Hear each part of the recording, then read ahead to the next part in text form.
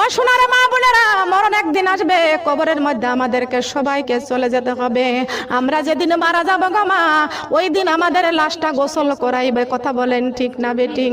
মুর্দার লাশটা গোসল করাইয়া দিবেন, প্রতিবেশীরা গোসল করাইয়া সুন্দর করে বাজার থেকে সাদা কাফনটা আনিয়া ওই কাফনটা পরাইয়া দিবে।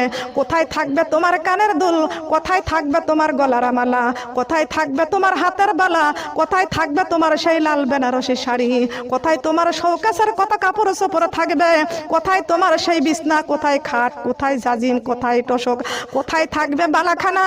সব ছেড়ে অন্ধকার কবরে চলে যাওয়া লাগবে। কথা বলেন ঠিক না বেঠিং?